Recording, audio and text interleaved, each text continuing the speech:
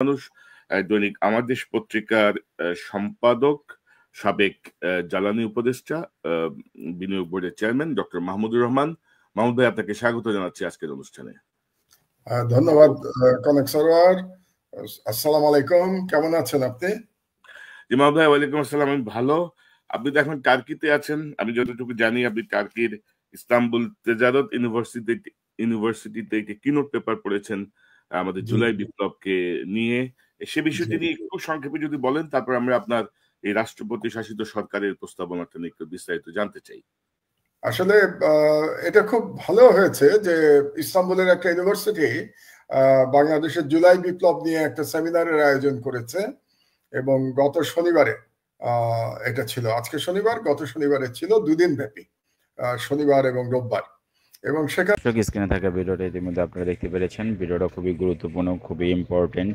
প্রিয় দর্শক, ডক্টর কনক সারোয়ার ও মাহমুদুর রহমান সাহেবের সাথে সরাসরি লাইভে কথা হয়েছে। আমরা সেই লাইভটি খুব গুরুত্বপূর্ণ দেখব। আজকের ভিডিওটা এতটা পরিমাণ গুরুত্বপূর্ণ, যদি আপনি একটা অক্ষর মিস করেন তাহলে আপনার জীবনের সর্বোচ্চ মিস করে ফেলবেন।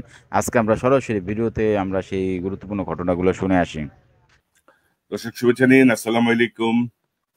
আপনাদের সবাইকে স্বাগত জানাচ্ছি আজকের অনুষ্ঠানে। আমি কনক সারোয়ার। দর্শক, যেমনটি শিরোনাম দেখছিলেন যে ডক্টর মাহমুদুর রহমান সপ্তাহ দুয়েক আগে রাওয়া ক্লাবে একটি অনুষ্ঠানে একটি কিনোট পেপার পড়েছেন। সেই কিনোট পেপারে তিনি 4টি প্রস্তাব সহ তিনি বলেছেন যে বাংলাদেশে স্বৈরাচারী হাসিনার মতো, ফ্যাসিস্ট হাসিনার মতো কোন শাসকের উত্থান ঠেকাতে তিনি রাষ্ট্রপতি শাসিত সরকারের প্রতি গুরুত্ব আরোপ করেছে। বিষয়টি ব্যাপক আলোচিত। সে বিষয়টি নিয়ে আমরা বিস্তারিত কথা বলবো। পাশাপাশি ভারত পাকিস্তানের বর্তমান যে পরিস্থিতি, সেই পরিস্থিতিতে বাংলাদেশের উপর এর যে প্রভাব এবং সার্বিক যে বাংলাদেশের যে অবস্থা, সবগুলো বিষয় নিয়ে আমরা কথা বলতে চাই। আমি যেমনটি বলছিলাম, আমার সঙ্গে যোগ দিচ্ছেন আপনাদের অত্যন্ত প্রিয় মানুষ, দৈনিক আমার দেশ পত্রিকার সম্পাদক, সাবেক জ্বালানি উপদেষ্টা, বিনিয়োগ বোর্ডের চেয়ারম্যান ডক্টর মাহমুদুর রহমান। মাহমুদ ভাই, আপনাকে স্বাগত জানাচ্ছি আজকের অনুষ্ঠানে। ধন্যবাদ কনক সরোয়ার। আসসালামু আলাইকুম, কেমন আছেন আপনি? জি মাহমুদ ভাই, ওয়ালাইকুম আসসালাম। আমি ভালো। আপনি তো এখন টার্কিতে আছেন, আমি যতটুকু জানি আপনি টার্কির ইস্তাম্বুল তেজারত ইউনিভার্সিটিতে একটি কিনোট পেপার পড়েছেন আমাদের জুলাই বিপ্লবকে নিয়ে। সে বিষয়টি নিয়ে একটু সংক্ষেপে যদি বলেন, তারপর আমরা আপনার এই রাষ্ট্রপতি শাসিত সরকারের প্রস্তাবনাটা নিয়ে একটু বিস্তারিত জানতে চাই। আসলে এটা খুব ভালো হয়েছে যে ইস্তাম্বুলের একটা ইউনিভার্সিটি বাংলাদেশের জুলাই বিপ্লব নিয়ে একটা সেমিনারের আয়োজন করেছে এবং গত শনিবারে এটা ছিল, আজকে শনিবার, গত শনিবারে ছিল 2 দিন ব্যাপী, শনিবার এবং রোববার। এবং সেখানে 2জন কিনোট স্পিকার ছিলেন, তার মধ্যে একজন আমি ছিলাম, আরেকজন ছিলেন ডক্টর ইয়াসিন আক্তাই। ডক্টর ইয়াসিন আক্তাই টার্কির একজন বড় একাডেমিক স্কলার এবং তিনি প্রেসিডেন্ট এরদোগানের উপদেষ্টা। তো আমরা আমাদের মতো করে জুলাই বিপ্লবকে ব্যাখ্যা করেছি সেখানে।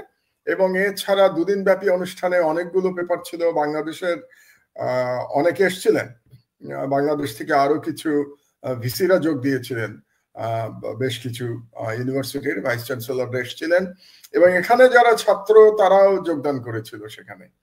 আর বাংলাদেশের যিনি অ্যাম্বাসেডর টার্কিতে তিনি উপস্থিত ছিলেন। তো আমার কাছে ভালো লাগলো এই জন্য যে এই প্রথম বোধহয় একটা অন্য বিদেশে কোথাও বাংলাদেশের জুলাই বিপ্লব নিয়ে এ ধরনের একটা একাডেমিক সেমিনার হলো। তো আমি মনে করি যে এটা তুরস্কে হওয়াতে ভালো হয়েছে, মুসলিম কান্ট্রি, সেখানে বাংলাদেশের জুলাই বিপ্লব নিয়ে হলো। এবং আমি আশা করি যে এখন তুরস্কের দেখা দেখি অন্যান্য দেশেও হতে পারে, অন্যান্য ইউনিভার্সিটিতেও এটা হওয়া সম্ভব বলে আমি মনে করি। এবং এখানে আমরা জুলাই বিপ্লবের যে স্পিরিট ছিল, কেন এই বিপ্লব হলো, এবং এই বিপ্লব যে কেবল ফ্যাসিবাদের বিরুদ্ধে ছিল না, ভারতীয় সাম্রাজ্যবাদের বিরুদ্ধেও ছিল, এই বিপ্লব যে বিপ্লবের মাধ্যমে আমরা যে আমাদের স্বাধীনতা পুনরুদ্ধার করেছি, এই বিষয়গুলো আলোচিত হয়েছে। আমাদের আমাদের খুব দুর্ভাগ্য যে ধরেন মাত্র 8 মাসের মধ্যে কিন্তু জুলাই বিপ্লবের ইতিহাস নিয়ে নানা রকমের নানা রকমের টানাপোড়ে, নানা রকমের বিকৃতি কিন্তু শুরু হয়ে গেছে। কিন্তু এই জুলাই বিপ্লব এত ইমিডিয়েট একটা ঘটনা, 1 মাস পরেই আপনি বলবেন যে এখানে ছিল না, ও এখানে ছিল, এইটা করছে না, ওইটা করছে। তো এটা নিয়ে আসলে একটা যদি আমরা একটা তথ্য প্রমাণ ভিত্তিক একটা দলিল দাঁড় করাতে পারতাম, এটা পৃথিবীর সব জায়গায় কিন্তু অনেক জায়গায় পারতেও হইতে পারতো, যে বিপ্লব হিসেবে কিন্তু এটা আমরা নিতে পারতো আর কি। আমি যে পেপারটা দিয়েছি এটার শিরোনামটা এরকম ছিল, the political philosophy of July revolution.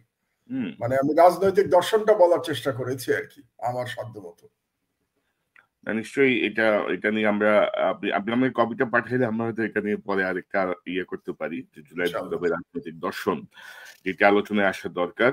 তো মাহমুদ ভাই, আপনি এই সপ্তাহ দুয়েক আগে আপনার সঙ্গে আসলে সময় হচ্ছিল না আপনার, যে প্রস্তাবটা আপনি দিয়েছেন যে রাষ্ট্রপতি শাসিত সরকার, যে স্বৈরাচার ঠেকানোর জন্য, কিন্তু আমরা তো ধরেন দেখি যে রাষ্ট্রপতি শাসিত সরকারই স্বৈরাচারের উত্থান ঘটে নর্মালি পৃথিবীর বিভিন্ন দেশ বা বাংলাদেশেরও যে এক্সাম্পল।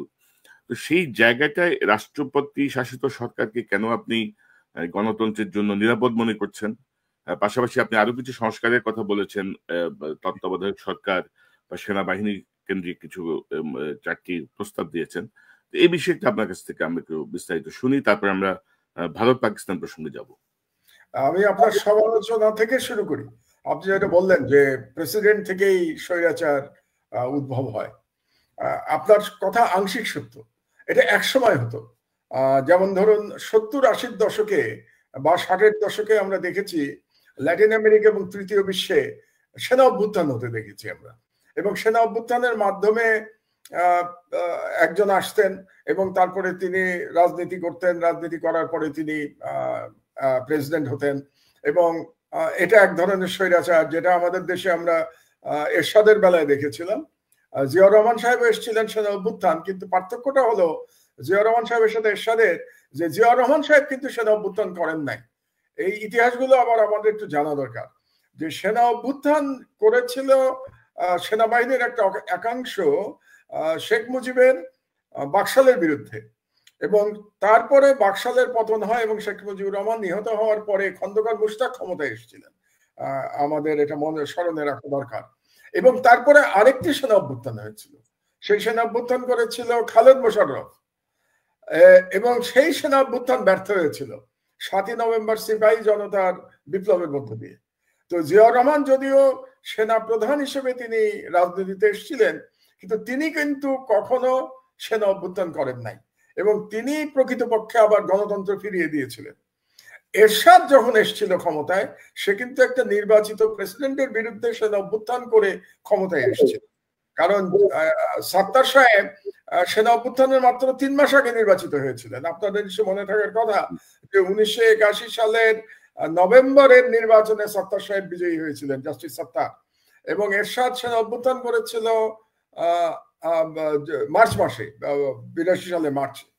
তো এরপরে আমরা জানি যে বাংলাদেশে স্বৈরতন্ত্র হয়েছিল, এবং তারপরে গণবিপ্লবের মধ্যে 1990 সালের বিপ্লবের মধ্যে দিয়ে এরশাদের পতন ঘটে। তো আমি যেটা বলছিলাম আপনাকে, যে বিগত শতাব্দীতে এটা একটা ট্রেন্ড ছিল যে সেনাবাহিনী থেকে অভ্যুত্থান করে একটা স্বৈরতন্ত্র তৈরি করা, এবং আর একটা সমালোচনা আছে যে প্রেসিডেন্ট হলে পরে তাকে সরিয়ে অভ্যুত্থান করে সেনা অভ্যুত্থান করা সহজ। কিন্তু পৃথিবী পাল্টে গেছে, আমাদের মনে রাখতে হবে যে এখন পৃথিবী পাল্টে গেছে। এখন কিন্তু সেনা অভ্যুত্থানের সময় আর নাই, 1 নম্বর। 2 নম্বর হচ্ছে যে বাংলাদেশে আমরা যে রাষ্ট্রপতি শাসনের কথা আমার প্রস্তাবে আমি বলেছি ওই দিন রাওয়াতে, ওই ধরনের রাষ্ট্রপতি শাসিত কিন্তু বাংলাদেশে আজ পর্যন্ত হয়নি। আমি কোন রাষ্ট্রপতি শাসিতের কথা বলেছি এটা একটু ব্যাখ্যা করা দরকার, এবং ভালো হয়েছে যে আপনি প্রশ্নটা উত্থাপন করেছেন। আমি মার্কিন যুক্তরাষ্ট্রের মতো, কিংবা তুরস্কের মতো, কিংবা ফ্রান্সের মতো রাষ্ট্রপতি শাসিত সরকার বলেছি। আপনি মার্কিন যুক্তরাষ্ট্রে যদি আমরা দেখি, ওখানে কি হয়? ওখানে একজন প্রেসিডেন্ট নির্বাচিত হন জনগণের প্রত্যক্ষ ভোটে, এবং তিনি মাত্র 2 টার্ম নির্বাচিত হতে পারেন। সেটা পরপর হতে পারে কিংবা গ্যাপ দিয়েও হতে পারে। যেমন আমরা যদি ক্লিন্টনের ক্ষেত্রে দেখি, ক্লিন্টন পরপর 2 বার প্রেসিডেন্ট হয়েছিলেন, ওবামা পরপর 2 বার প্রেসিডেন্ট হয়েছিলেন। কিন্তু ট্রাম্পের ক্ষেত্রে আমরা দেখেছি 1 বার প্রেসিডেন্ট হয়েছেন, 1 বার নির্বাচনে হেরে গেছেন, এবার 2য় বার প্রেসিডেন্ট হয়েছেন, এবং তিনি আর 3য় বার প্রেসিডেন্ট হতে পারবেন না। কাজেই তার পক্ষে, মার্কিন কোন প্রেসিডেন্টের পক্ষে কোন স্বৈরতন্ত্র, কোন ফ্যাসিজম তৈরি করা সম্ভব না, 1 নম্বর। 2 নম্বর হচ্ছে যে মার্কিন যুক্তরাষ্ট্রে, আপনার দেশের কথাই বলি, প্রেসিডেন্টের ক্ষমতার সঙ্গে কি বলে কংগ্রেসের ক্ষমতার একটা ভারসাম্য আছে। যেমন আপনি বাজেটের কথাই ধরুন, আমেরিকাতে কি হয়, একটা বাজেট তৈরি করে প্রেসিডেন্ট, বাজেট তৈরি করবার পরে এটাকে পাঠানো হয় কংগ্রেসের কাছে, কংগ্রেসে এটা নিয়ে আলোচনা হয় এবং কংগ্রেসে ওই বাজেট কিন্তু পাস হতে হবে। ওই বাজেট যদি কংগ্রেসে পাস না হয় তাহলে $1 মার্কিন প্রেসিডেন্ট খরচ করতে পারবেন না। এবং কংগ্রেস কি করতে পারে, তারা যদি প্রেসিডেন্টের বাজেট অ্যাকসেপ্ট না করে তারা ফিরিয়ে দিতে পারে এটাকে হোয়াইট হাউসে। তখন প্রেসিডেন্ট কি করেন, আবার সেই নতুন করে একটা বাজেট তাকে তৈরি করতে হয়। তার মানে একটা বাজেটের পয়সা খরচ করতেও কংগ্রেসের অনুমোদন লাগে, বা আমি অন্যভাবে বলতে পারি প্রেসিডেন্ট এবং কংগ্রেস দু দলের অনুমোদন লাগে। এবং দুটা কোনো ব্যক্তি না, কিন্তু দুটা ইনস্টিটিউশন। কংগ্রেস তো কোনো ব্যক্তি না, কংগ্রেস একটা ইনস্টিটিউশন। সেরকম হোয়াইট হাউসও যদি আমরা চিন্তা করি সেটাও একটা ইনস্টিটিউশন। কাজে দুই ইনস্টিটিউশনের মধ্যে ক্ষমতার ভারসাম্য থাকছে এবং এই কারণে মার্কিন যুক্তরাষ্ট্রে একটা ফ্যাসিজম তৈরি করা সম্ভব না। আপনার কিন্তু মনে থাকার কথা যে ট্রাম্প কিন্তু গতবার যখন হেরে গেলেন ইলেকশনে, তিনি কিন্তু ক্ষমতা ছাড়তে চান নাই। তিনি বলেছিলেন যে নির্বাচন সঠিক হয় নাই, কিন্তু ট্রাম্পের পক্ষে এটা সম্ভব হয়নি, নির্বাচনের রেজাল্ট পাল্টানো সম্ভব হয় নাই, কারণ কংগ্রেস ওই নির্বাচনকে বৈধ ঘোষণা করেছিল এবং বৈধ ঘোষণা করার কারণে বাইডেন প্রেসিডেন্ট হয়েছিল। তার মানে দেখুন যে এই সিস্টেমের জন্য ট্রাম্পের পক্ষে হাসিনা হয়ে ওঠা সম্ভব হয় নাই। কিন্তু বাংলাদেশে কি হচ্ছে আমরা দেখতে পেয়েছি কি পার্লামেন্টারি সিস্টেমে, যে আপনি ইলেকশন সিস্টেমকে ম্যানিপুলেট করে আপনি একের পর এক ভুয়া নির্বাচন করেছেন এবং একের পর এক ভুয়া নির্বাচন করার মাধ্যমে শেখ হাসিনা ফ্যাসিস্ট হয়ে উঠতে পেরেছিল। কাজে আমাদের দেশে এই পার্লামেন্টারি সিস্টেম আমাদেরকে কিন্তু ফ্যাসিবাদ উপহার দিয়েছে। এই কারণেই আমি মনে করি যে বর্তমান অবস্থা যদি থাকে, এই পার্লামেন্টারি সিস্টেম যদি থাকে, তাহলে ক্ষমতায় যেই আসুক না কেন সে কিন্তু শেখ হাসিনার মতো আবার চাইলে পরে ইলেকশন ম্যানিপুলেশন করে আবার সে একটা ফ্যাসিবাদ কায়েম করতে পারবে। এই ফ্যাসিবাদ আমরা যদি একটা সিস্টেমের মধ্যে এটাকে আটকাতে চাই, প্রকৃত সংস্কার করতে চাই, তাহলে আমার ব্যক্তিগত ধারণা, আমার মতামত হচ্ছে এটা রাষ্ট্রপতি শাসিত সরকারের মাধ্যমে করা সম্ভব। কিন্তু অবশ্যই রাষ্ট্রপতি 5 বছর মেয়াদে দুবারের বেশি রাষ্ট্রপতি থাকতে পারবেন না। এটা একদম পরিষ্কার করে এই সংবিধানে এটা বলে দিতে হবে, দুবারের বেশি পারবেন না। কোন পদেই উনি আসতে পারবেন না, মানে রাষ্ট্রের আর কোন পদেই তিনি আর আসতে পারবেন না। এটা যদি হয় তাহলে দেখবেন তার পক্ষে ফ্যাসিস্ট হয়ে ওঠার আর কোনো সুযোগ নাই। কারণ দুবারও যদি প্রেসিডেন্ট হতে হয় আপনাকে, তাহলে তো জনগণের ভোটে প্রেসিডেন্ট হতে হবে। আর জনগণের ভোটে যদি আপনি প্রেসিডেন্ট হনও, সেটাও কিন্তু দুবারের বেশি আপনি পারছেন না। শেখ হাসিনা এরকম ফ্যাসিস্ট হয়ে উঠতে পারলো কেন? কারণ শেখ হাসিনা ধারণা করেছিল যে ক্ষমতার থেকে তাকে আর কোনোদিন যেতে হবে না, কারণ সে পার্লামেন্টারি সিস্টেমটাকে ম্যানিপুলেট করতে পারবে। এবং ম্যানিপুলেট কিভাবে করবে? ভারতের সহায়তায় ম্যানিপুলেট করবে। এবং বাংলাদেশের পুলিশ বলেন, মিলিটারি বলেন, ব্যুরোক্রেসি বলেন, সবাই শেখ হাসিনাকে ম্যানিপুলেশনে সহায়তা করেছিল এবং সহায়তা করার কারণে শেখ হাসিনা ফ্যাসিস্ট হয়ে উঠতে পেরেছিলেন। কাজে আপনি যদি ফান্ডামেন্টাল সংস্কার না করেন, তাহলে এই যে আবার ফ্যাসিস্ট তৈরির যে সুযোগ, এটা আপনি বন্ধ করতে পারছেন না। এটাই ছিল মোটামুটি আমার বক্তব্য রাওয়াতে। তো আমি মনে করি এখন পর্যন্ত এটা নিয়ে কোনো বিতর্ক বাংলাদেশে আমি শুনি নাই। রাজনৈতিক দলগুলো চুপ করে আছে, সরকারও এটা নিয়ে কোনো কথা বলে নাই। কিন্তু আমি মনে করি যে বর্তমানে যে অবস্থায় সংস্কার নিয়ে আলোচনা চলছে, আপনি বলেন 8 মাস হয়ে গেছে এই সরকারের, 9 মাস চলছে, এখন পর্যন্ত কোনো সংস্কার হয়েছে? আসলে তো সংস্কার হয় নাই, এখন পর্যন্ত আমরা আলোচনায় শুনে যাচ্ছি। সংস্কার মাহমুদ ভাই, রাজনৈতিক দলগুলোর মধ্যে তো তাইরে নাইরে অনেক কথা, অনেক রকমের দেখতেছি। না, আমি বলি আপনাকে, কারণ রাজনৈতিক দলগুলো কি চাইবে? তারা চাইবে আমরাও ক্ষমতায় যদি যেতে পারি একবার, তাহলে শেখ হাসিনার মতো আমরাও এইভাবে নির্বাচন ম্যানিপুলেট করে ক্ষমতায় থাকবো। কাজে রাজনৈতিক দলের কাছ থেকে আপনি সংস্কার আশা করতে পারেন না। রাজনৈতিক দলগুলো কেন সংস্কার চাইবে বলেন? আগামী নির্বাচনে যে দল ক্ষমতায় যাবে, সে যদি বর্তমান অবস্থা ঠিক রাখতে পারে, স্ট্যাটাস কো মেনটেন করতে পারে, তাহলে সে তো বলবে আমিও হাসিনার মতো আরেকজন ফ্যাসিস্ট হব, আমিও 5 বছর পর পর ভুয়া নির্বাচনের মাধ্যমে ক্ষমতায় আসবো। কাজে রাজনৈতিক দল তো না, জনগণ সংস্কার চাচ্ছে এবং এই সরকারের উচিত ছিল এই 9 মাসের মধ্যে সংস্কারের একটা পরিষ্কার রূপরেখা জনগণের সামনে দেয়া। কিন্তু আমি অত্যন্ত দুঃখের সাথে বলছি যে এখন পর্যন্ত সরকার আলাপ আলোচনা ছাড়া কোনো কংক্রিট প্রপোজাল আপনার আমার কাছে তো দিতে পারে নাই। অন্তত আমি তো জানি না যে সরকারের কংক্রিট প্রপোজালটা কি। তারা কি পার্লামেন্টারি সিস্টেমই রাখবে, ওয়েস্টমিনিস্টার স্টাইল? যদি রাখে তাহলে তারা কি সংস্কার করবে? তারা কি প্রেসিডেন্সিয়াল ফর্মে ফিরে যাবে? যদি ফিরে যায় তাহলে সেই ফর্মটা কি হবে? আমি যেমন একটা শুধু প্রেসিডেন্সিয়াল ফর্ম তো বলি নাই, আমি তার সাথে বলেছি মার্কিন যুক্তরাষ্ট্রের মতো একটা ক্ষমতার ভারসাম্যমূলক প্রেসিডেন্সিয়াল ফর্ম। কার সঙ্গে ভারসাম্য? কংগ্রেসের সাথে ভারসাম্য, আমাদের দেশে পার্লামেন্টের সাথে ভারসাম্য। আমি তো একটা রূপরেখা আমার মতো করে আমি দিয়েছি, সরকার তো এখন পর্যন্ত কোনো রূপরেখা জনগণের কাছে উপস্থাপনই করে নাই। এবং আমার ব্যক্তিগত ধারণা যেভাবে চলছে তাতে করে আদৌ কোনো সংস্কার হবে কিনা এটা নিয়েই তো আমি সন্দিহান হয়ে যাচ্ছি। না, এবং এবং সরকার যে পদ্ধতিতে যাচ্ছে সংস্কারের, মানে আমার যেটা মনে হচ্ছে যে সরকার নিজেরাও ধরেন মানে বিভিন্ন রকম ব্লেম গেম খেলতেছে, যে অমুক চায় না, তমুক হয় না, এটা হয় না, ওইটা। আরে ভাই, আপনাদের বসানো হয়েছে এরকম একটা অভ্যুত্থানের পরে, আপনি আপনার মতো করে সিদ্ধান্ত নিয়ে আগান, জনগণ উইল ডিসাইড, তাই না?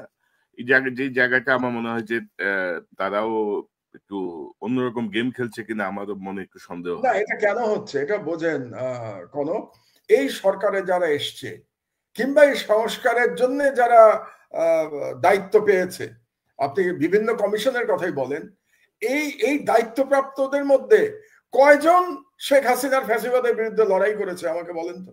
কে লড়াই করেছে হাসিনার বিরুদ্ধে? কারা, তাদের কি ভূমিকা ছিল গত 15 বছর শেখ হাসিনার ফ্যাসিবাদের বিরুদ্ধে? আজকে যারা সংস্কার, বিভিন্ন সংস্কারের প্রধান হয়ে বসে আছে, কাজে তাদের কাছ থেকে আপনি কিভাবে ওই ধরনের সাহস আশা করবেন যে তারা একটা পরিষ্কার রূপরেখা দিয়ে তারপরে জনগণকে বলবে যে আমরা দায়িত্বপ্রাপ্ত এই সংস্কার করবার জন্য? এখন পর্যন্ত তো আলাপ আলোচনার মধ্যেই আছে। আমি তো দেখছি প্রতিদিন রাজনৈতিক দলের সাথে কি ঐক্যমত্য কমিশন, তাদের আলোচনা হচ্ছে। ঐক্যমত্য কমিশন কিন্তু এখন পর্যন্ত সিরিয়াস কোনো প্রস্তাব দেয় নাই। কি বলেছে? শুধু গণপ্রজাতন্ত্রী হবে নাকি জনগণতন্ত্রী হবে, এরকম নাম টাম নিয়ে, মানে হাস্যকর। আপনি চিন্তা করে দেখুন, এটা কি ছেলে মানুষই নাকি ব্যাপারটা? আপনি কি নাম নিয়ে পড়ে আছেন নাকি? এখন আপনার ফান্ডামেন্টাল সংস্কারের প্রস্তাব কোথায়? এখন পর্যন্ত সরকারের কাছ থেকে তো আমরা ফান্ডামেন্টাল কোনো প্রস্তাব পাই নাই। এটা খুব দুর্ভাগ্যজনক। এবং যারা দায়িত্বে আছেন তারা আসলে কি সিরিয়াস, নাকি শেষ পর্যন্ত তারা বলবেন রাজনৈতিক দলগুলো চায় না সংস্কার, এই জন্য আমরা সংস্কার করতে পারলাম না, আমরা নির্বাচন দিয়ে বাড়ি চলে গেলাম? এটা যদি হয় তাহলে এটা জুলাই বিপ্লবের সাথে একটা প্রতারণা ছাড়া আর কিছু হবে না। এবং আমি মনে করি বাংলাদেশের জনগণ এই প্রতারণা মানবে না, যে কোন রকম সংস্কার ছাড়া আপনি আগের মতোই পার্লামেন্ট থাকবে, আগের মতোই ইলেকশন হবে এবং কালো টাকার মালিকেরা সব এমপি হবে, এমপি হয়ে তারা দুর্নীতি করবে এবং তাদের মতো একটা সরকার গঠন করবে এবং সেই সরকার ক্ষমতা থেকে আর যাবে না। আর একটা আপনি চিন্তা করুন, তত্ত্বাবধায়ক সরকার নিয়েও তো এখনো পর্যন্ত কোনো আলোচনা হয়নি। আপনি কি জানেন তত্ত্বাবধায়ক সরকার সম্পর্কে এই মানে ইউনূস সরকার এখন পর্যন্ত কোনো প্রস্তাব দিয়েছে? আমার জানা নাই। তো তত্ত্বাবধায়ক সরকারটা কি হবে?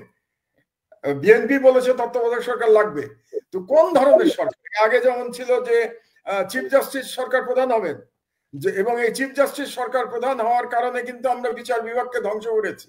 এটা আমাদের মনে রাখতে হবে। বিচার বিভাগের ধ্বংসের প্রক্রিয়া শুরু হয়েছিল এই তত্ত্বাবধায়ক সরকারকে নিয়ে, কারণ প্রত্যেকটা দলই চেয়েছে যে সর্বশেষ যিনি প্রধান বিচারপতি থাকবেন তিনি যেন আমার দলের হন, যাতে করে ইলেকশনের সময় আমার দলের একজন তত্ত্বাবধায়ক সরকার প্রধান থাকেন। তাহলে এখন যে তত্ত্বাবধায়ক সরকার হবে সেটা কি আবার সেই আপনারা প্রধান বিচারপতির কাছে ফিরে যাবেন, নাকি নতুন কোনো আইডিয়া নিয়ে আপনারা আসবেন?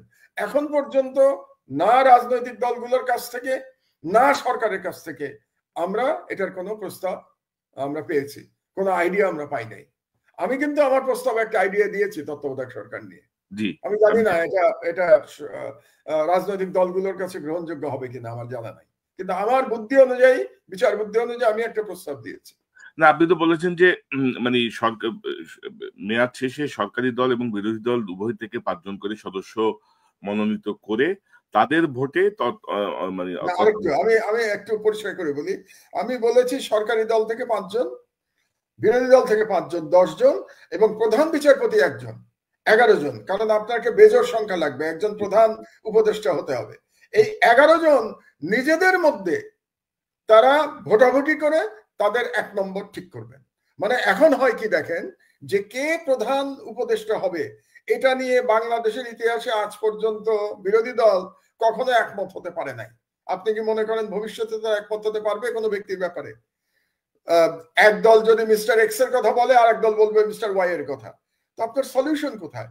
এই জন্য আমার বিচার বুদ্ধি মতো আমি একটা সলিউশন দিয়েছি, যে সরকারি দল 5 জনের কথা বলবে তত্ত্বাবধায়ক সরকারে, বিরোধী দল 5 জন বলবে, আর চিফ জাস্টিস 1 জনের কথা বলবেন।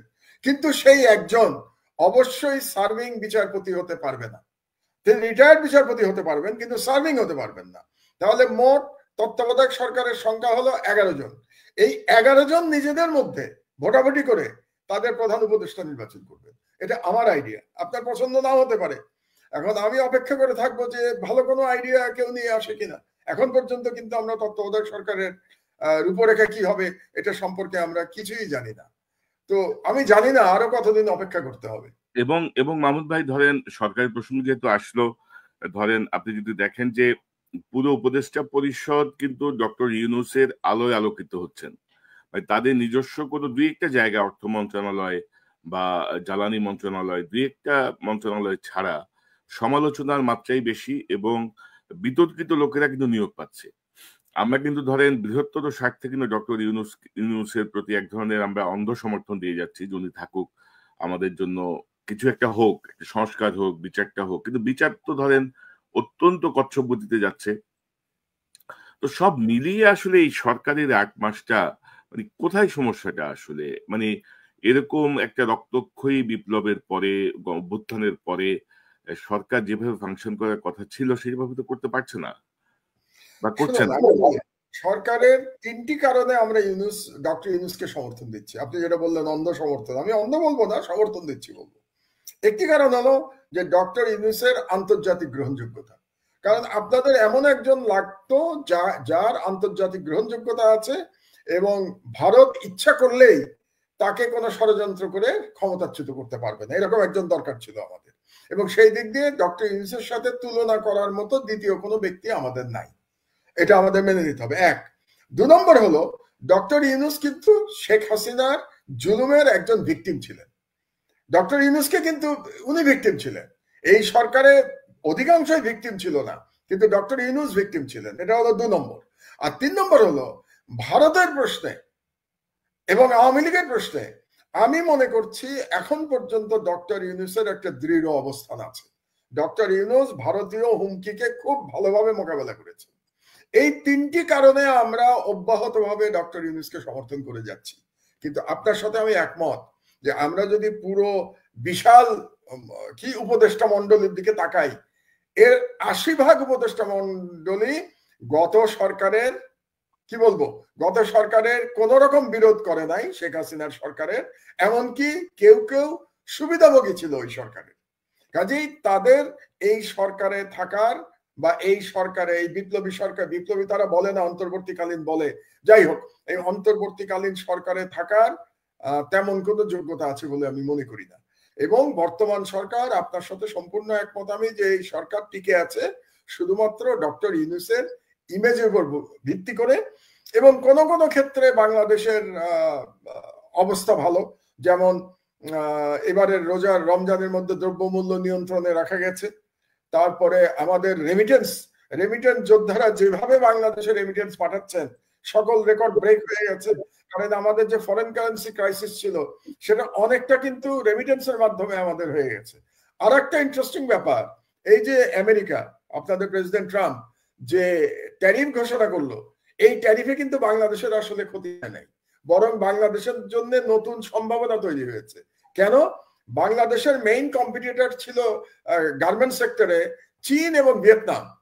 চীন এবং ভিয়েতনামের ট্যারিফ বাংলাদেশের থেকে অনেক বেশি বাড়ানো হয়েছে, আপনি জানেন, তাদের বৃদ্ধির পরিমাণ অনেক বেশি। চীনের ট্যারিফ তো 100%-এর উপরে।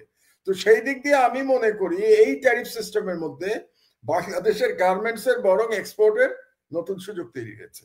এই সমস্ত কারণে বর্তমান সরকার অর্থনৈতিকভাবে মোটামুটি স্বাচ্ছন্দ্যে আছে শেখ হাসিনা এত লুটপাট করা সত্ত্বেও। তো সেই দিক দিয়ে ডক্টর ইউনূস ভাগ্যবান এবং সরকার চালাচ্ছেন। কিন্তু মেইন যে দায়িত্ব তার ছিল, একটা দায়িত্ব ছিল তার সংস্কারটা শেষ করা, এবং দ্বিতীয় দায়িত্ব ছিল শেখ হাসিনা এবং তার যে লুটেরা এবং তার যে খুনি বাহিনী ছিল তাদের বিচার সম্পন্ন করা। এখন সেইটা কতটা করতে পারবেন এটা নিয়ে তো কিছুটা সন্দেহের অবকাশ তো আছেই, যে তারা আদৌ কি পারবেন, নাকি তারা আবার নির্বাচিত সরকারের উপরে এটা দায়িত্ব দিয়ে তারা চলে যাবেন। না, আমি ধরেন সব সব মানে ঘটনাগুলো ঠিক পছন্দ হচ্ছে না অনেক কিছুই। তারপরে আপনি যদি দেখেন যে বিপ্লবের পরে উপদেষ্টা আসিফ মাহমুদও একটা বই লিখে ফেলছে, আসিফ নজরুল একটা বই লিখে ফেলছে। মানে কিভাবে সম্ভব, মানে এত গুরু দায়িত্ব 8-10টা মন্ত্রণালয় নিয়ে এরা আবার বই টই লিখে, মানে ব্যক্তিগত ক্যারিশমা জাহির করার জন্য সব প্রস্তুত আর কি। যে দায়িত্ব দেওয়া হয়েছে সেই জায়গাটা থেকে এটা আমার মনে হয়। মাহমুদ ভাই, যে ভারত পাকিস্তানের একটা খুবই নাজুক পরিস্থিতি, আকাশ সীমা এক গ্রুপ বন্ধ করে দিয়েছে, আরেক গ্রুপ সিন্ধু নদের পানির প্রবাহের যে চুক্তি সেটি বন্ধ করে দিয়েছে। তো সব মিলিয়ে টান টান উত্তেজনা। এর কি প্রভাব বাংলাদেশে আপনি দেখেন, বা এই মুহূর্তে বাংলাদেশের আসলে অবস্থানগত কৌশল কি হওয়া উচিত? আমি বাংলাদেশে আসার আগে একটু ভারত পাকিস্তান নিয়ে একটু বলে নেই, তাহলে দর্শকদের বুঝতে সুবিধা হবে। যে টান টান উত্তেজনা তৈরি হয়েছে, এতে কিন্তু আমি মনে করি ভারত লাভবান হয়েছে, ভারতের সরকার লাভবান হয়েছে। আমি ভারত বলবো না, মোদী সরকার লাভবান হয়েছে। কারণটা বুঝাই আপনাকে আমি। কারণ মোদী সরকার, আপনি জানেন যে মুসলমানদের ওয়াকফ বিল নিয়ে মোদী সরকার একটু বিপদের মধ্যে ছিল।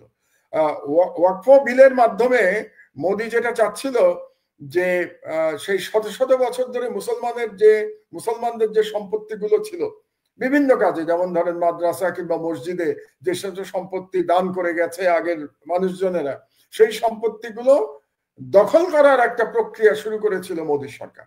কিন্তু সেটা সুপ্রিম কোর্টে গিয়ে আটকে গেছে, এবং এই ইস্যুটা নিয়ে মোদী সরকার খুবই বিব্রত করা পরিস্থিতিতে পড়েছিল।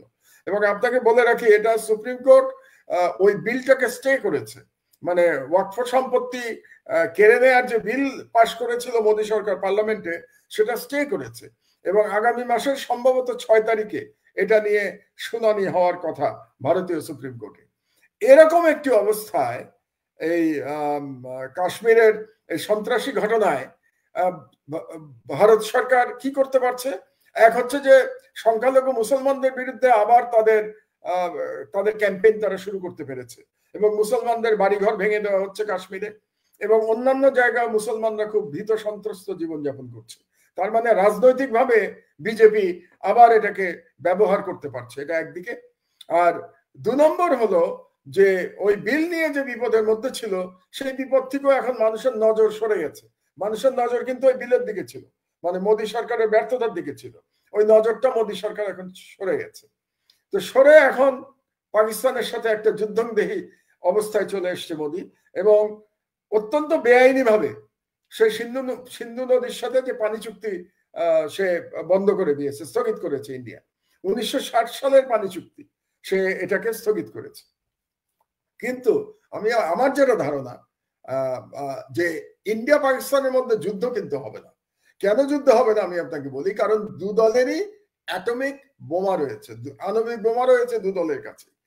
এবং যখন দুটো রাষ্ট্রের কাছে আণবিক বোমা থাকে, তখন আপনি দেখবেন সেই 2 রাষ্ট্র কখনো একে অপরের সাথে সর্বাত্মক যুদ্ধে জড়ায় না।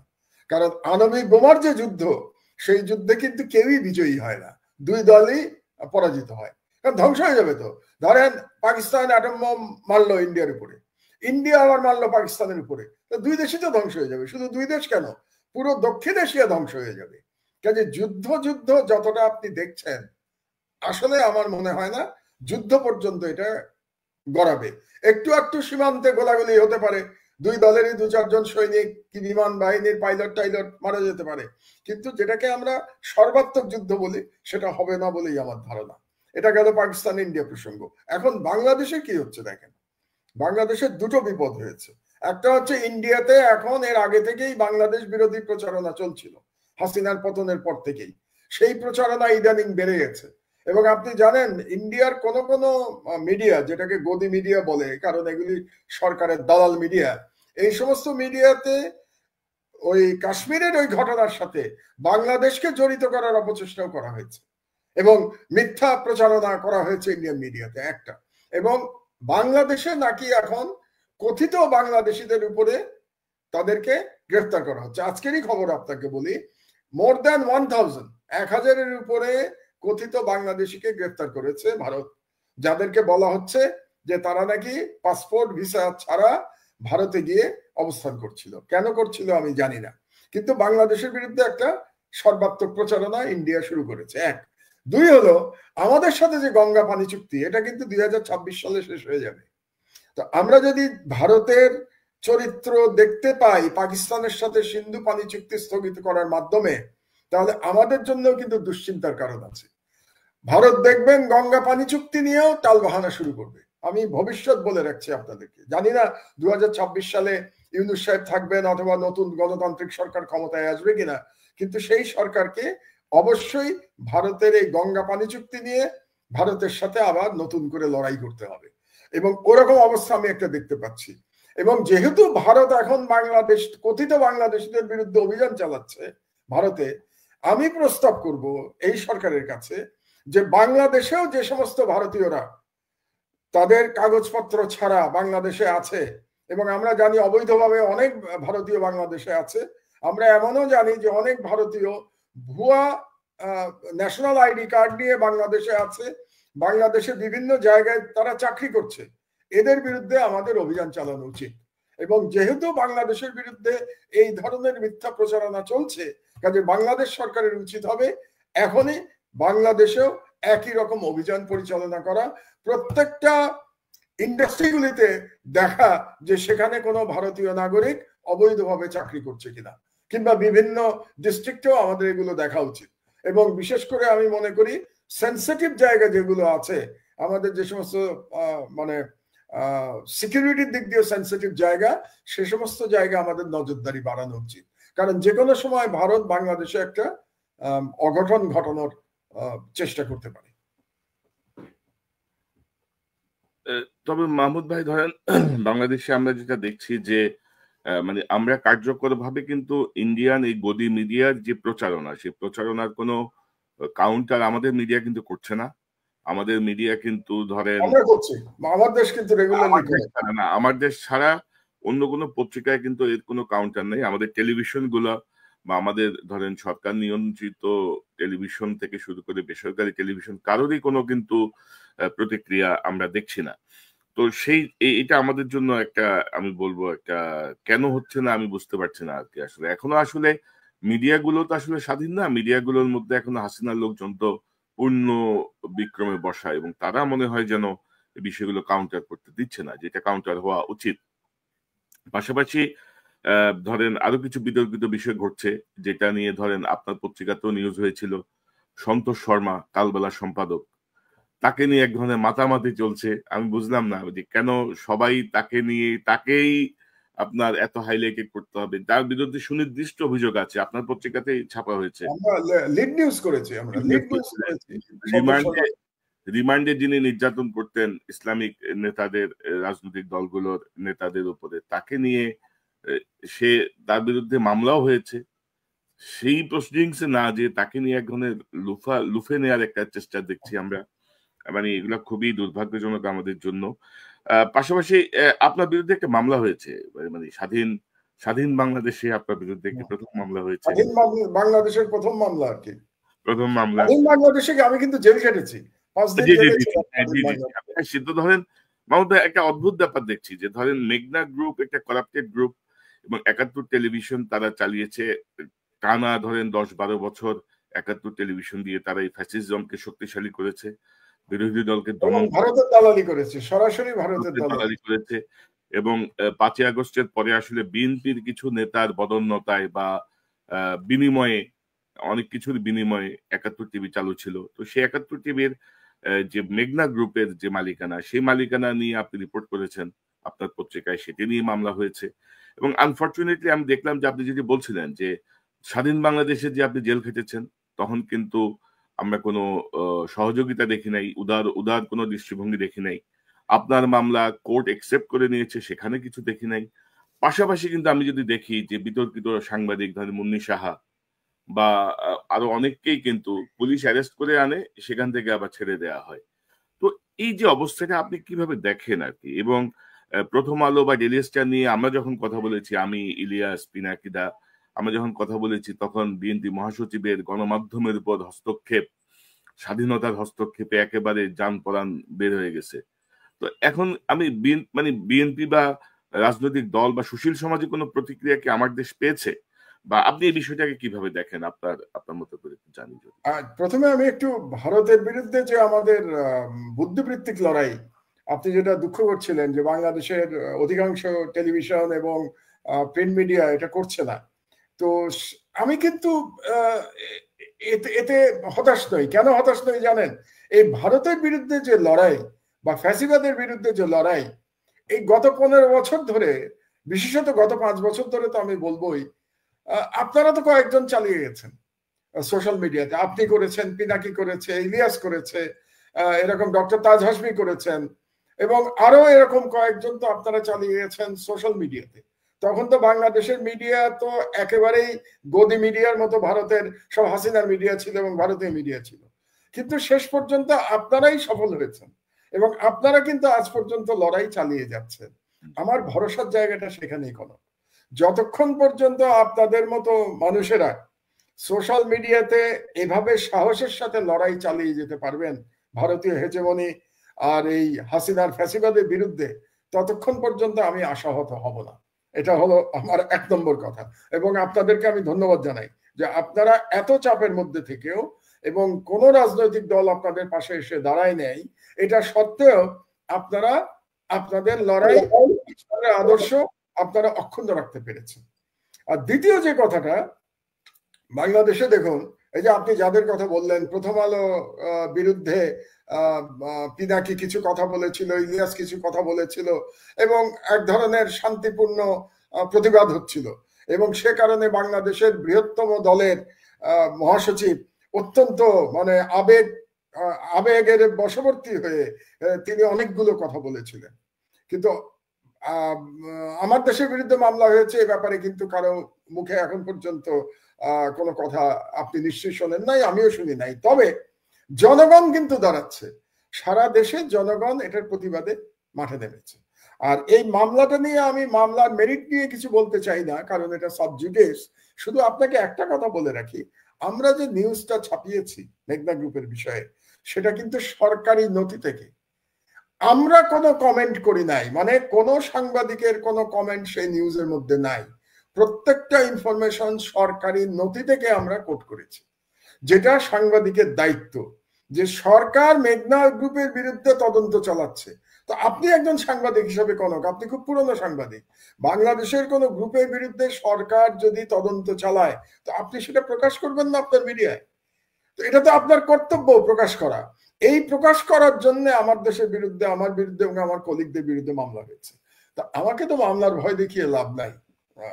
5 বছর তো জেল খেটেছি, কোন মামলার সংখ্যা তো আমার 125টা, তো না হয় আরো একটা মামলা হলো, তাতে আমার কি যায় আসে, আমি কোর্টে দেখবো। কিন্তু মজার ব্যাপার অন্য জায়গায়, আপনি শুনলে অবাক হবেন। এই যে মামলাটা হয়েছে, মামলার সমন আমার কাছে আসা এবং নিউজের যেদিন ছাপা হয়েছে তার মধ্যে কয়দিন গ্যাপ ছিল জানেন? মাত্র 5 দিন।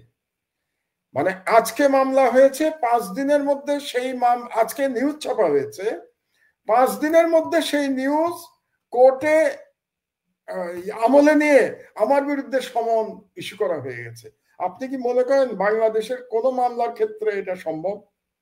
কিন্তু এই ক্ষেত্রে এটা হয়েছে। আচ্ছা, আপনি ভাবুন তো যে মেঘনা গ্রুপের তো টাকার কোনো অভাব নাই, মানে তদন্ত যে পরিমাণ টাকার হচ্ছে, এটা চিন্তা করলে তো আমাদের অজ্ঞান হওয়ার অবস্থা। 1 লক্ষ কোটি টাকার কথা বলা হচ্ছে, যে কর ফাঁকি কিংবা মানি লন্ডারিং এর পরিমাণ 1 লক্ষ কোটি টাকা। সেখানে মেঘনা গ্রুপের জায়গায় যদি কোনো দরিদ্র ব্যক্তি মামলা করত, তার মামলা কি 4 দিনের মধ্যে বাংলাদেশের কোনো আদালত গ্রহণ করতে বলে আপনার ধারণা? কিন্তু বাংলাদেশের এই আদালত 4 দিনের মধ্যে শুধু মামলা গ্রহণ করে নাই, সমন পর্যন্ত আমার অফিসে পাঠিয়ে দিয়েছে, এবং যখন সমন পাঠিয়েছে তখন আমি টার্কিতে, তখন আমি ছিলাম না বাংলাদেশে। এটা গেল একটা। আর একটা দেখুন, মানে এটাই হচ্ছে সব থেকে দুর্ভাগ্যজনক ব্যাপার, যে তার মানে বিচার বিভাগের পরিবর্তন তো কিছু হয় নাই। এখনো তো বিচার বিভাগ শক্তিশালী মানুষের কথায় ওঠে আর বসে, তা না হলে তো এই ধরনের কাজ হতে পারতো না, 5 দিনের মধ্যে সমন ইস্যু হয়ে যেত না, তাই না? এবং আরো ব্যাপার আছে, এই আপনি কি করবেন, আপনি যদি কোনো মানে নিউজে আপনি আপত্তি থাকে, তাহলে প্রথম কি করবেন, আপনি প্রতিবাদ পাঠাবেন। সেই প্রতিবাদ ছাপা না হলে আপনি কি করবেন, আপনি প্রেস কাউন্সিলে যাবেন। প্রেস কাউন্সিলে যদি বিচার না পান, তাহার পরে আপনি আদালতে যাবেন। এটাই তো সিস্টেম, আমরা তো তাই জানি। অবাক হবেন শুনলে, এই নিউজের কোনো প্রতিবাদ কিন্তু আসে নাই আমাদের কাছে। প্রতিবাদ আসার আগেই মামলা রুজু হয়ে গেছে। শুধু মামলা রুজু হয় নাই, মামলা অ্যাকসেপ্টেড হয়ে গেছে, মামলা কগনিজেন্সে নিয়ে সমন ইস্যু হয়ে গেছে। কোর্ট থেকেও জিজ্ঞাসা করা হয় নাই যে আপনি কি প্রতিবাদ দিয়েছেন, তো প্রতিবাদ দিলে প্রতিবাদ কোথায়?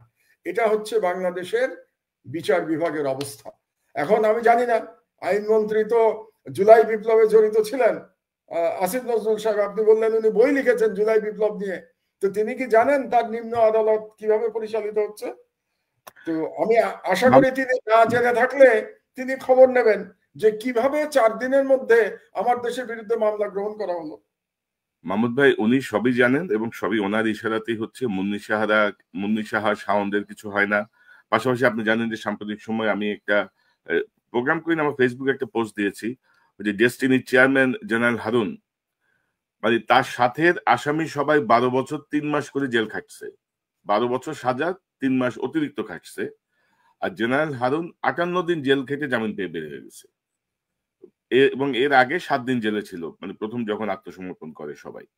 তো তার টোটাল জেলের লাইফ হচ্ছে 58 প্লাস 7 দিন, আর অন্যদের হচ্ছে 12 বছর 3 মাস। এই হচ্ছে আইনের শাসন। এবং এই ক্ষেত্রে হচ্ছে ওনার বয়স বেশি, ওনার হাঁটুতে ব্যথা, ওনার কোমরে ব্যথা, বুঝছেন তো? এই হচ্ছে আইনের শাসনের অবস্থা। ওই যে আমরা বলি না, বিচার নাকি সবার জন্য সমান, নাকি বলি আইন সবার জন্য সমান, দেখা যাচ্ছে আইন সবার জন্য সমান না। এটাই সত্য কথা। সবকিছু আদিষ্ট এবং নির্দেশিত, এবং আপনার বিরুদ্ধে মামলাটা টেস্ট কেস। আমরা আশা করি আমাদের বিরুদ্ধে আরো কিছু মামলা শুরু হবে আর কি। আপনাদের দিয়ে শুরু হয়েছে, তো এখন আস্তে আস্তে আমাদেরকেও ঢোকাবে আর কি। আমরা প্রস্তুত আছি। আসিফ নজরুল, মানে হাসিনারে গুনলাম না ভাই, হাসিনারে পাত্তা দিলাম না 2 পয়সার। এখন আসিফ নজরুলদেরকে আমার করতে হবে, মানে মানতে হবে তাদের সকল কিছু অন্যায়, তাদের সবকিছু মেনে সহ্য করে যেতে হবে। এই অবস্থা আমরা এখন, ইনশাল্লাহ এই অবস্থা কখনো ঘটবে না বাংলাদেশে, আমাদের ক্ষেত্রে অন্তত। আমি একটা বলতে পারি, এবং আপনাদের প্রতি আমার বিশ্বাস আছে, যে আমাদের যে লড়াই, সেই লড়াই তো ক্ষমতার জন্য এই লড়াই তো ছিল না, এই লড়াই তো ছিল একটা আদর্শের জন্য লড়াই ছিল, তাই না? আমরা আদর্শের জন্য লড়াই করেছি, বাংলাদেশের জনগণের অধিকারের জন্য লড়াই করেছি, গণতন্ত্রের জন্য লড়াই করেছি, এবং বাংলাদেশের সার্বভৌমত্বের জন্য লড়াই করেছি। এবং এই লড়াই করেই তো 71 বছর বয়স পার করেছি। এবং এই লড়াই আল্লাহ যেন মৃত্যু পর্যন্ত আমাদেরকে তৌফিক দেন এই লড়াইকে অব্যাহত রাখার জন্য। না, ইনশাল্লাহ মাহমুদ ভাই, ইনশাল্লাহ এভাবেই চলবে। কোনো দেশের প্রশ্নে কোনো আপোষ নেই। আমাদের লড়াইটা তো দেশের জন্য, আমাদের লড়াইটা তো কোনো দল বা পার্টিকুলার পার্সনের জন্য না। এবং ডক্টর ইউনূস যদি আমরা কিন্তু বারবার বলছি, ডক্টর আসিফ নজরুল গং সহ একটা গ্রুপ, যাদেরকে আমরা বলছি যে আপনি সরান, দেশের স্বার্থে সরান, আপনার সরকারের স্বার্থে সরান, উনি কিন্তু শুনছেন না।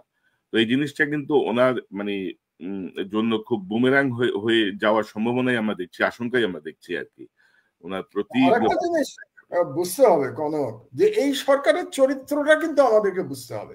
আমি কিন্তু কিছুক্ষণ আগে ডক্টর ইউনূসের প্রশংসা করেছি 3টি কারণে, কিন্তু তারপরেও এই সরকারের চরিত্রটা কি? চরিত্র হচ্ছে এই সরকার সুশীল সরকার, এবং সেই সরকার এনজিও নিয়ন্ত্রিত সরকার। এটা যেন আমরা ভুলে না যাই, সরকারের চরিত্রটা যেন ভুলে না যাই। এবং এই সরকারের, আমি একটা আর্টিকেল লিখছি, আগামী বুধবারে পড়বেন আর কি, আর্টিকেলটা শেষ করেছি আমি সবে, এবং সেখানে আমি হিসাব করে দেখলাম এই সরকারে বিভিন্ন ক্ষমতায় মন্ত্রী এবং প্রতিমন্ত্রীর পদমর্যাদায় প্রায় 48 জন লোক আছে, প্রায় 48 জন। চিন্তা করে দেখেন, একটা অন্তর্বর্তীকালীন সরকারে প্রায় 1/2শত ব্যক্তি মন্ত্রী এবং প্রতিমন্ত্রী পদমর্যাদায় আছেন, এবং তার মধ্যে আমি খুঁজে পেলাম মাত্র 4 থেকে 5 জন এই 48 জন বা 50 জনের মধ্যে যারা শেখ হাসিনার সরকারের বিরুদ্ধে লড়াই করেছিল, যারা ভিকটিম হয়েছিল কিংবা অন্তত আওয়াজ তুলেছিল। 90% শেখ হাসিনার সরকারের সময় হয় নীরব ছিল অথবা সুবিধাভোগী ছিল। তো that is the character of this government. আমরা এটা যেন ভুলে না যাই। কিন্তু দুর্ভাগ্যবশত আপনি কি রাজনৈতিক যে সরকার আসবে ইলেকশনের পরে, আপনি কি মনে করেন তারা আসলেও এই সুশীলদের খপ্পর থেকে তারা বেরোতে পারবে? আপনি তো একটু আগে আপনি যে প্রশ্নটা করলেন, আমি অন্যদিকে চলে গেছিলাম সন্তোষ শর্মা নিয়ে।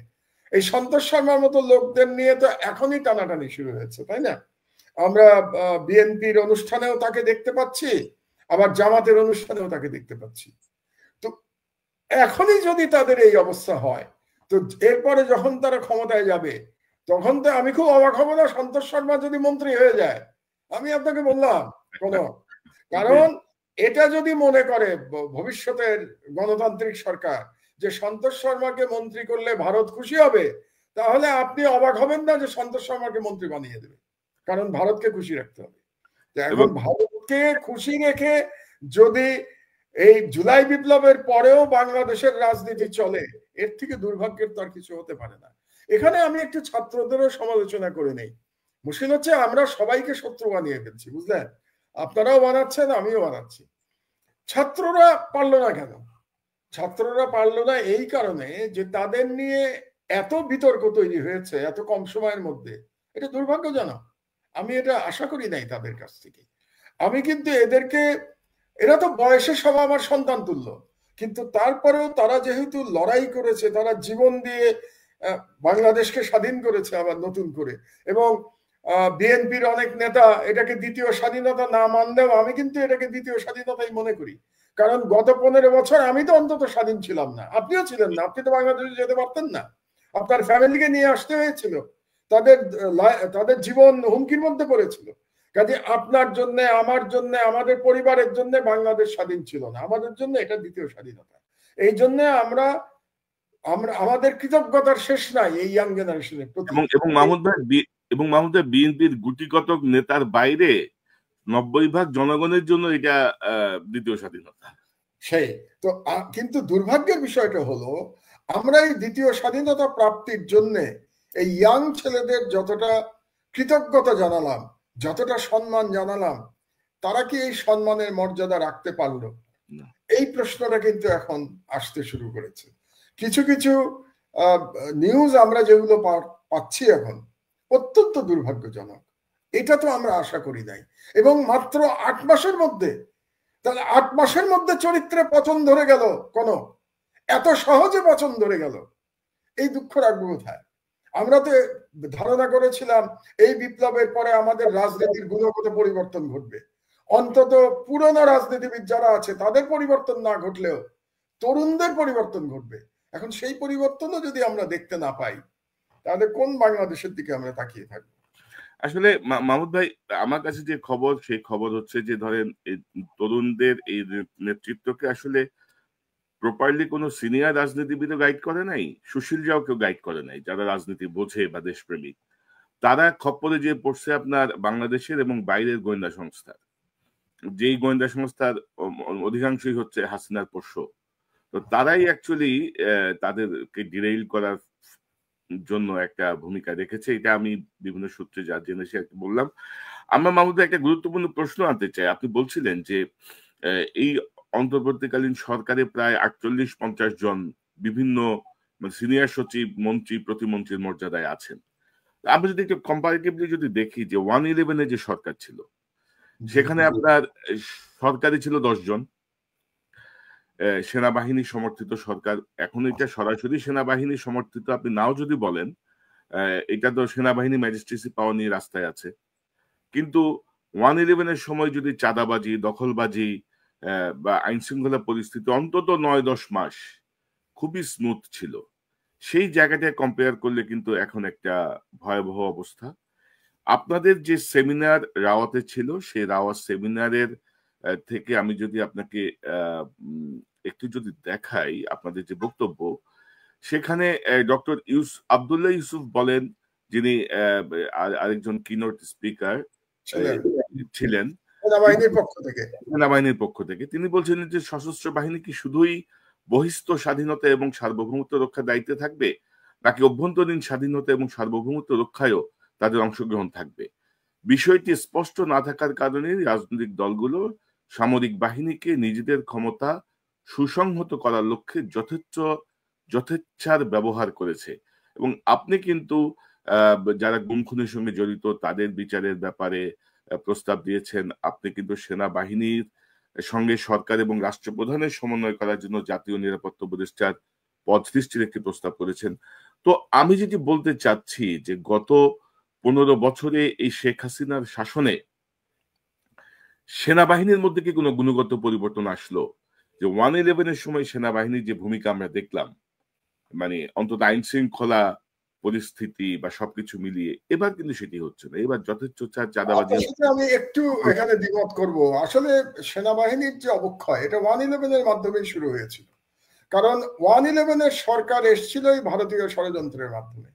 তো তখন থেকেই এই সেনাবাহিনীর যেটাকে বলে না নীতিভ্রষ্ট হওয়া শুরু হয়েছিল। আর একটা বড় ব্যাপার হলো যে 1/11 সাথে এবারকার একটা পার্থক্য আছে।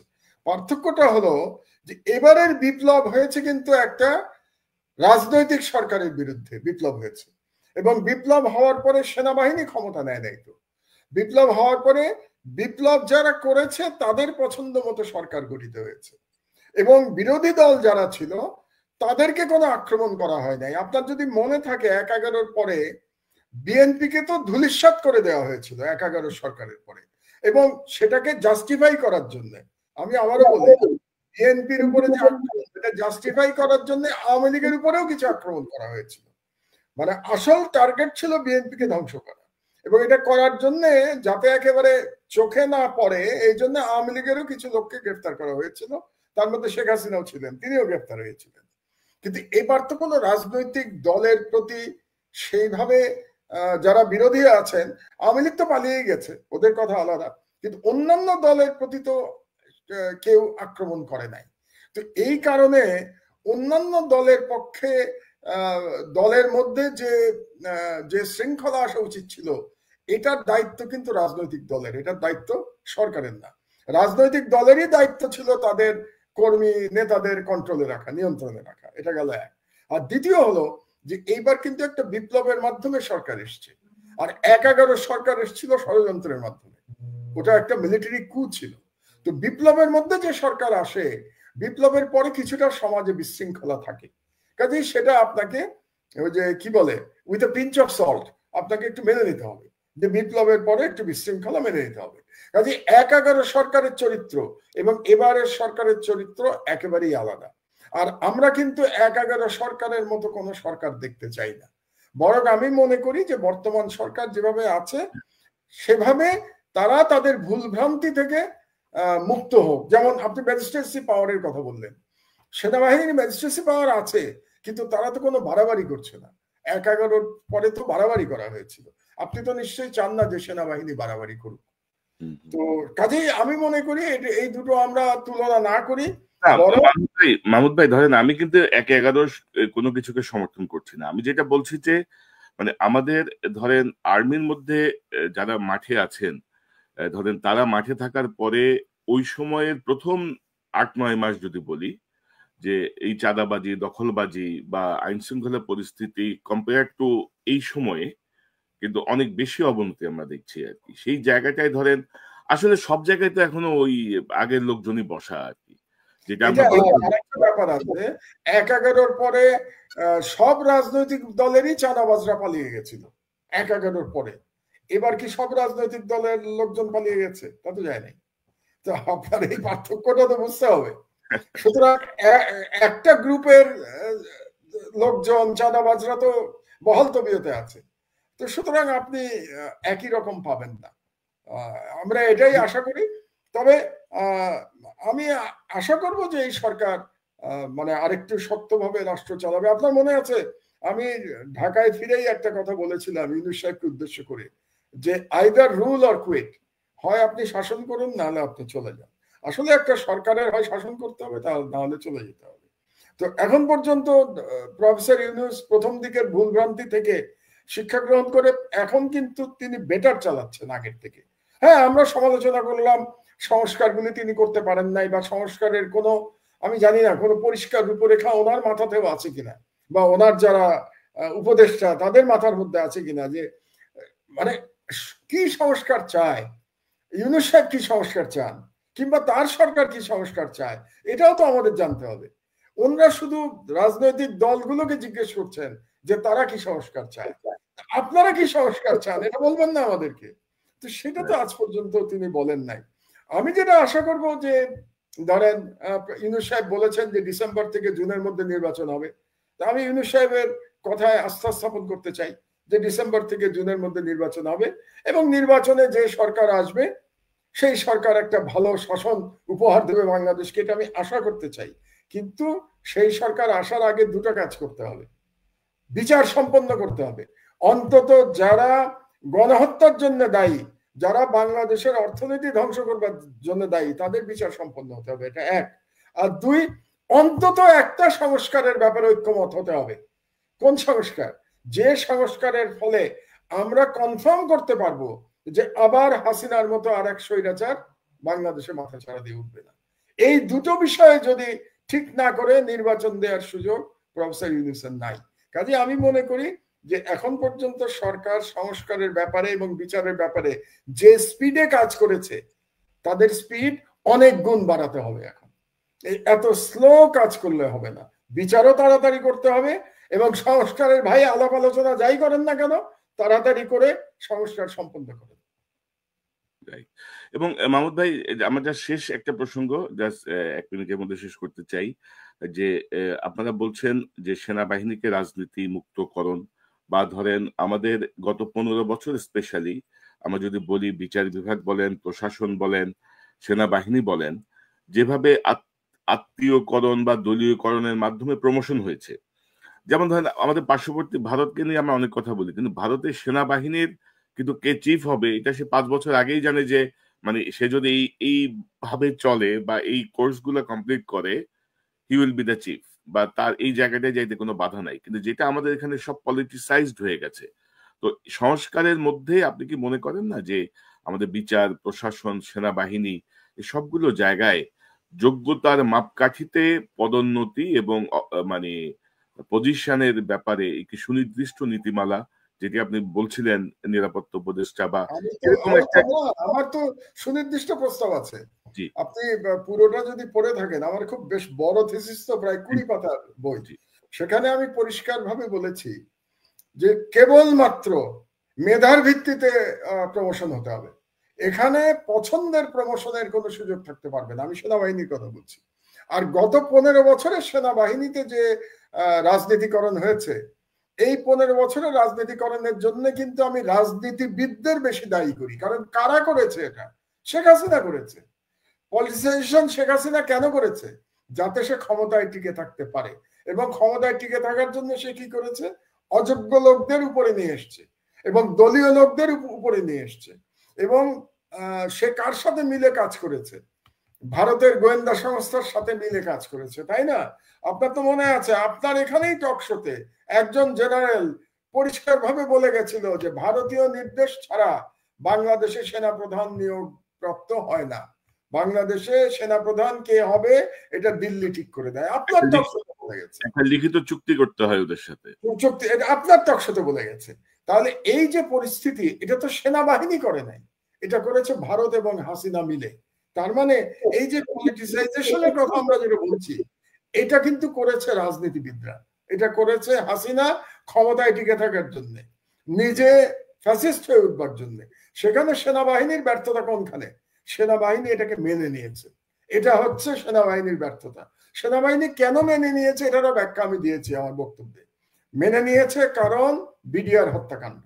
আমার ব্যক্তিগত ধারণা, বিডিআর হত্যাকাণ্ড ওভাবে যদি না হতো, এবং সেই দিন যদি সেনাবাহিনী এই বিডিআরে যারা হত্যাকাণ্ড চালিয়েছিল তাদের বিরুদ্ধে অ্যাকশন নিত, তাদের ব্রাদার এবং তাদের পরিবারকে বাঁচানোর জন্য তারা অ্যাকশনে যেত, এবং শেখ হাসিনাকে ইগনোর করত, তাহলে বাংলাদেশের সেনাবাহিনীর ইতিহাস অন্যভাবে লেখা হতো। এবং যেহেতু ওই বিডিআর বিদ্রোহে 57 জন দেশপ্রেমিক সেনা অফিসারকে হত্যা করতে পেরেছিল ষড়যন্ত্রকারীরা, সেটা দেশি হোক বিদেশি হোক, তাদের পরিবারকে ধ্বংস করেছিল, বিডিআরকে ধ্বংস করেছিল, এবং এর মাধ্যমে কি হয়েছে দেখেন, সেনাবাহিনীর মেরুদণ্ড ভেঙে দেওয়া হয়েছিল। এটা হলো আমার ব্যক্তিগত অ্যানালিসিস। এবং মেরুদণ্ড ভেঙে দেওয়ার ফলে কি হয়েছিল দেখেন, যারা এরপরে প্রতিবাদ জানিয়েছিল এই বিডিআর হত্যাকাণ্ডের বিরুদ্ধে, তাদের কি হয়েছে, তাদেরকে চাকরি থেকে বের করে দেওয়া হয়েছে। শুধু তাই না, তাদেরকে ভয় দেখানো হয়েছিল, এই ইন্ডিয়ান আর্মি কিন্তু অ্যাটাক করবে তোমরা যদি হাসিনাকে সাপোর্ট না করো। তাহলে আপনি একেবারে প্ল্যান্ড ওয়েতে, পরিকল্পিতভাবে বাংলাদেশ সেনাবাহিনীর মরাল ভেঙে দিয়েছিলেন। তো এটার জন্য শুধু সেনাবাহিনীকে তো আমি দায়ী করতে পারি না, সেনাবাহিনীকে দায়ী করব অতটুকুই যে তারা সাহস করে এটার প্রতিবাদ করে নাই। তারা যদি অ্যাজ অ্যান ইনস্টিটিউশন এটার প্রতিবাদ করত, তাহলে শেখ হাসিনা এইভাবে 15 বছর তার ফ্যাসিস্ট শাসন ব্যবস্থা চালাতে পারত না। তো কাজেই আমি ওখানেই এই প্রস্তাবটাই করেছি, এবং এই কারণেই আমি বলেছি যদি আপনার সেনাবাহিনীর রাজনীতিকরণ ঠেকাতে হয়, তাহলে বাংলাদেশের সরকার ব্যবস্থার পরিবর্তন করতে হবে। সরকার ব্যবস্থার পরিবর্তন মানে আমি বলেছি প্রেসিডেন্সিয়াল ফর্মে আসতে হবে, এবং প্রেসিডেন্সিয়াল ফর্মে এসে প্রেসিডেন্ট যখন সরাসরি সেনাবাহিনীকে নিয়ন্ত্রণ করতে পারবেন, এবং কোন প্রেসিডেন্ট, যিনি জনগণের ভোটে নির্বাচিত হবেন, সেরকম একটি প্রেসিডেন্ট যখন সেনাবাহিনীর গার্ডিয়ানের ভূমিকা পালন করতে পারবেন, আমার মনে হয় তখন আমরা একটা সাহসী এবং দেশপ্রেমিক সেনাবাহিনী তৈরি করতে সক্ষম হব। কাজে আপনি রাষ্ট্রের যদি সংস্কার না করেন, মানে রাষ্ট্র ব্যবস্থার সংস্কার যদি না করেন, তাহলে আমার আর্গুমেন্ট হচ্ছে যে আপনি সেনাবাহিনীর সংস্কার করতে পারবেন না। আপনি শুধু সেনাবাহিনীর সংস্কার আলাদাভাবে করতে পারবেন না যতক্ষণ না পর্যন্ত আপনি রাষ্ট্র ব্যবস্থার সংস্কার করতে পারবেন। এটাই হচ্ছে আমার মূল কথা। ওটাই এখন ধরেন আমরা আসলে জুলাইয়ের বিপ্লবের মধ্য দিয়ে যেই সুযোগটা পেয়েছি, সুযোগকে যদি আমরা কাজে লাগাতে না পারি, আর ডক্টর ইউনূস যদি কচ্ছপ গতিতে মানে ওনার এই কি বলবো অকর্মণ্য এক গ্রুপ উপদেষ্টাদেরকে নিয়ে যদি এগোতে থাকেন, আসলে এই বিপ্লবের ধারাও ব্যাহত হবে এবং আমরা আমাদের কাঙ্ক্ষিত লক্ষ্যেও আসলে পৌঁছাতে পারবো না। ডক্টর মাহমুদুর রহমান, আপনাকে অসংখ্য ধন্যবাদ। আমরা অনেক মূল্যবান আলোচনা শুনলাম আপনার কাছ থেকে। সংশ্লিষ্ট জায়গায় যদি একটু বোঝে বিষয়গুলো ভালো, আর না বুঝলে আসলে তো কিছু করার নাই। পরিস্থিতি যেদিকে যাচ্ছে 8-9 মাসে যে এত শ্লথ গতিতে যাচ্ছে, এটা কোনোভাবেই কাম্য না, কারণ মানুষও আস্তে আস্তে অধৈর্য হয়ে যাবে। শুধু দ্রব্যমূল্য নিয়ন্ত্রণে রাখা বা বিদ্যুতের নিরবিচ্ছিন্ন বিষয়টা হয়তো মানুষকে খুশি রাখছে, কিন্তু ওভারঅল জায়গাটায় যদি সংস্কার না হয়, তাহলে মূল লক্ষ্যই আমাদের ব্যাহত হবে, সেটি আমরা চাই না। মাহমুদুর, আপনাকে অসংখ্য ধন্যবাদ। নিশ্চয়ই আপনি যদি একটু নিয়মিত আসেন, একটু নিয়মিত বিরতিতে, আমাদের গ্যাপটা অনেক বেশি হয়ে যাচ্ছে আপনার সাথে। আমি একটু ব্যস্ততার মধ্যে ছিলাম, তবে একটা শেষ কথা বলতে চাই আমি। জি, জুলাই বিপ্লবের উদ্দেশ্য কিন্তু এই নিরবিচ্ছিন্ন বিদ্যুৎ কিংবা দ্রব্যমূল্য নিয়ন্ত্রণ ছিল না। জুলাই বিপ্লবের প্রকৃত উদ্দেশ্য ছিল রাষ্ট্রে এমন একটা সংস্কার করা, যে সংস্কারের মাধ্যমে শেখ হাসিনার ফ্যাসিবাদ আর কোনোদিন যেন বাংলাদেশে মাথাচাড়া দিয়ে উঠতে না পারে, এবং ভারতীয় হেজেমনি যেন আবার বাংলাদেশে কোনোভাবে প্রবেশ করতে না পারে। এটাই ছিল political philosophy of July revolution. আমরা যেন এটা ভুলে না যাই। কাজেই প্রধান দুটো কাজ আপনি যদি না করেন, আমি ডক্টর ইউনূসকে উদ্দেশ্য করে বলছি, প্রধান দুটো কাজ আপনি যদি না করে আপনি ক্ষমতা থেকে বিদায় নেন, তাহলে আমি বলবো আপনি আপনার দায়িত্ব পালন করতে পারেন নাই। কাজেই এই সংস্কার এবং শেখ হাসিনার বিচার, এটা শেষ করে ডক্টর ইউনূসকে যেতে হবে, এবং তাহলে আমরা বলবো যে জুলাই বিপ্লবের শহীদের রক্ত বৃথা যায় নাই। জি মাহমুদ, আপনাকে অসংখ্য ধন্যবাদ। দর্শক, এতক্ষণ যে অনুষ্ঠান শুনলে নিশ্চয়ই আপনার এই আলোচনা মর্মার্থ উপলব্ধি করতে সক্ষম হবেন। অনেকগুলো প্রসঙ্গ নিয়ে আমরা কথা বললাম। আমাদের মূল লক্ষ্য দেশ, কোনো দল ব্যক্তি কারোর প্রতি অনুরাগ বা বিরাগের বশবর্তী হয়ে আমরা কোনো কাজ করছি না, আমরা কিছু বলছি না। আমরা যা বলছি আমাদের দেশের মঙ্গলের জন্য। যে 1400 ছাত্র জীবন দিয়েছে, যে প্রায় 400-500 অন্ধ হয়ে গেছে, 400-500 পঙ্গু হয়ে গেছে, তাদের যেই পরিকল্পনা এই দেশকে ঘিরে আমরা যদি একটি সংস্কার বা ফ্যাসিবাদের বিচার সম্পূর্ণ করতে না পারি, তাহলে সকল লক্ষ্যই ব্যাহত হবে, যে ডক্টর মাহমুদুর রহমান বলছিলেন। এবং আমার মনে হয় যে এই গুরুর দায়িত্ব নিয়ে ডক্টর ইউনূসের আরো দ্রুত গতিতে কাজ করা উচিত। যেসব উপদেষ্টা কাজ করতে পারছেন না, যাদেরকে নিয়ে ইতিমধ্যে বিতর্ক তৈরি হয়েছে, তাদেরকে ঘাট ধরে বের করে দেওয়া উচিত এবং বাংলাদেশকে নতুন বাংলাদেশে পরিণত করার জন্য, দ্বিতীয় স্বাধীনতাকে অর্থবহ করার জন্য কার্যকর ভাবে এগিয়ে যাওয়া উচিত। না হলে আমাদের সামনে আরো কঠিন ভবিষ্যৎ অপেক্ষা করছে। দর্শক, এই চ্যানেলটি সাবস্ক্রাইব করে আমাদের পাশে থাকুন, এই চ্যানেলের মেম্বারশিপ নিয়ে আমাদের পাশে থাকুন। আবারও দেখা হবে ইনশাল্লাহ। আসসালামু আলাইকুম। প্রিয় দর্শক, আপনারা ঘটনাগুলো শুনতে পারলেন এবং তাদের এই বড় বড় তারা অনেক সিনিয়র পার্সন, তাদের মুখ থেকে যে কথাগুলো শুনলেন, এই উপর ভিত্তি করে আপনাদের কাছে কেমন লেগেছে সেটা কমেন্ট বক্সে কমেন্ট করে জানিয়ে দেবেন। আপডেট ভিডিও পেতে চাইলে 10 মিনিটে চোখ রাখবেন। ভালো থাকবেন, সুস্থ থাকবেন, বিদায় নিচ্ছি। আল্লাহ হাফেজ।